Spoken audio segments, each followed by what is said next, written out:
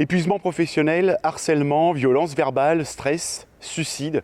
La liste des mots retrouvés sur le lieu du travail s'allonge depuis quelques années. La situation sanitaire actuelle accentue ces problèmes de mal-être à cause des mesures à appliquer, notamment le télétravail.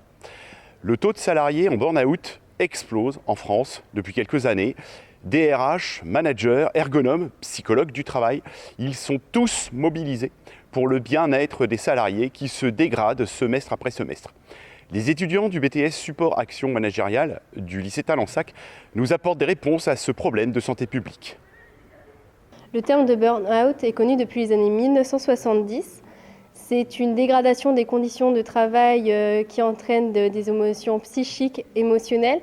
Les conséquences du burn-out se traduisent par de l'anxiété, de la lassitude, des accidents de travail et énormément de stress pour les personnes qui sont atteintes du burn-out. Donc, depuis 2019, les statistiques du burn-out sont très importantes. Depuis la crise sanitaire, plus de 2 millions sont en situation de burn-out et un cadre sur deux sont en situation de burn-out. Également pour les managers, 50% sont en situation de détresse psychologique.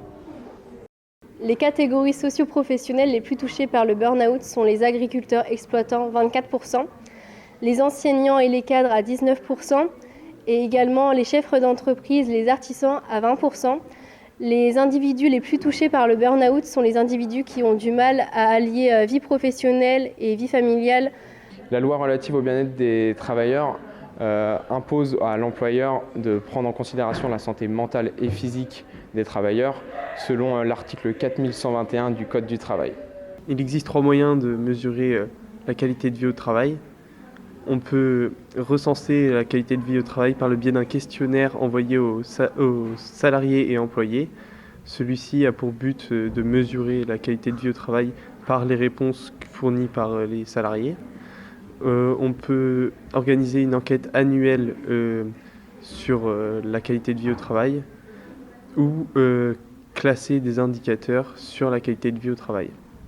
Les open space ont bien favorisé le bien-être au travail car elles permettent une bonne interaction entre les collaborateurs, une bonne communication. Cela permet aussi une bonne productivité et un gain de place.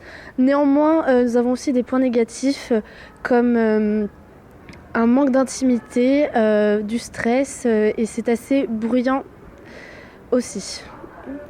Alors, il existe 4 moyens managériaux qui peuvent être mis en place pour améliorer le bien-être au travail. Il y a favoriser l'esprit d'équipe dans les équipes. Il y a veiller au bien-être de chaque salarié et de leur épanouissement personnel. Valoriser le travail en équipe et proposer des formations pour fidéliser les employés. Alors pour les employés de bureau, nous avons des moyens matériaux pour améliorer le bien-être au travail. Donc nous avons les repose-pieds, les repose-poignets, nous avons aussi les supports écrans. Et aussi pour l'aménagement du bureau, nous avons aussi des plantes pour avoir une meilleure ambiance de détente.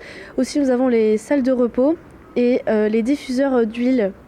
Depuis les années 80, l'Agence nationale pour améliorer les conditions de travail prend de plus en plus d'importance afin d'améliorer la qualité de vie au travail. La QVT, comme elle s'appelle, qui fêtera ses 20 ans en 2023, a un double objectif, favoriser le développement individuel des salariés et développer la performance des entreprises. Des tâches compliquées à réaliser par les RH et managers des entreprises, futurs managers qui sont formés ici, au lycée Talensac.